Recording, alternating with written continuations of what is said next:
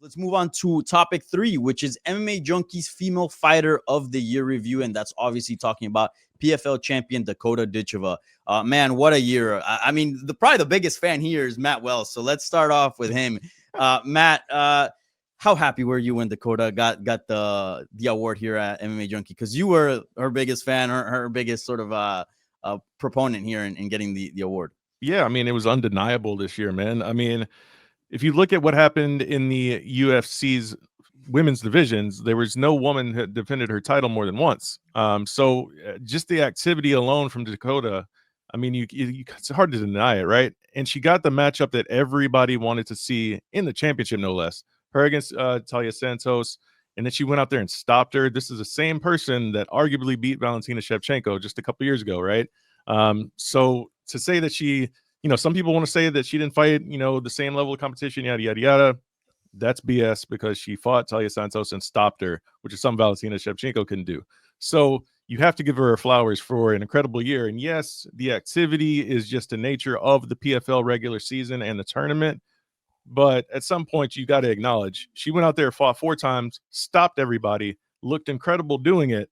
I mean, sometimes the eye test, can surpass the level of competition if you want to knock some of her early opponents in the beginning of the regular season, right? So you just have to give the girl her flowers, man. And she's just now getting into her prime, so to speak. She's 26.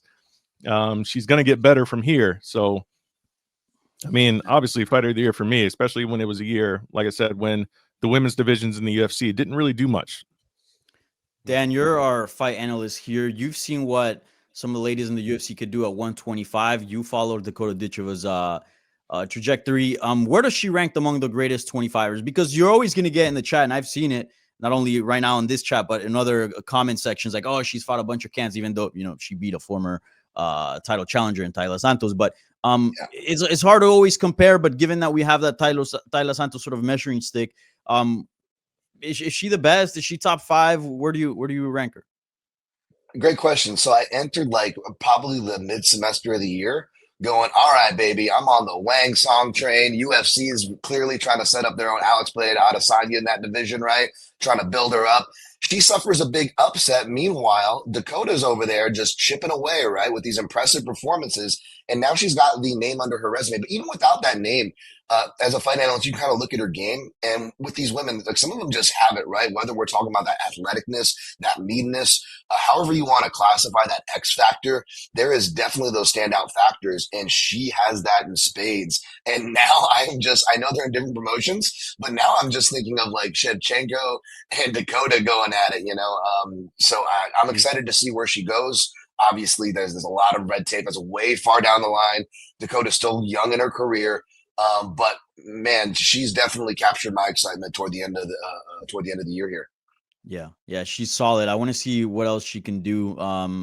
I think safe bet is top 10. Top 5, I'm still a little hesitant. I look at some of those names like Alexa Grasso, Manon Fiorot, Erin Blanchfield. Those are more prime names than Taila Santos. So yeah, that'll be interesting. Mike, you are our matchmaking guy. You do the matchmaking pieces following these big events. So let's do a matchmaking piece right now live on the show. What should be next for Dakota? Because she's in a killer spot in the sense that she's been having a lot of success, but PFL has been a little bit down, I guess. They got Bellator as well. Should she just go down that route? She should do the tourney. What do you think is the best way to utilize Dakota Ditcheva right now for the PFL?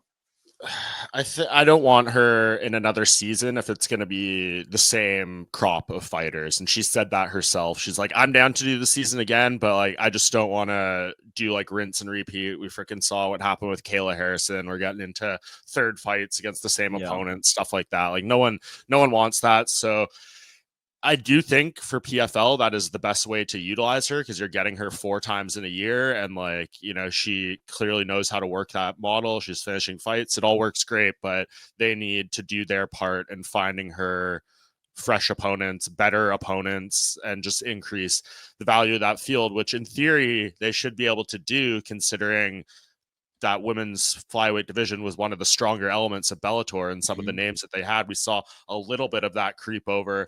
I guess Liz Carmouche is technically still Bellator women's flyweight champion, whatever that means. If there you credit any value to that, but you could put them both on a poster, all that. I mean, like it's Liz at this stage of her career has become quite risk averse and all that kind of stuff. It's just not like the maybe the prime version of her, but if you could use her name to help grow the resume of Dakota, that'd be great. And then obviously if you're PFL, I think you're keeping your ear to the phone and trying to find out if anyone relevant in the UFC is out of contract, approaching the final fight on their contract, whatever it may be. And you're trying to scoop that up just to make things a little better. Cause yeah, I know there's like that thing out there about, maybe the UFC was going to try to trade for her and, they should do that and all that stuff.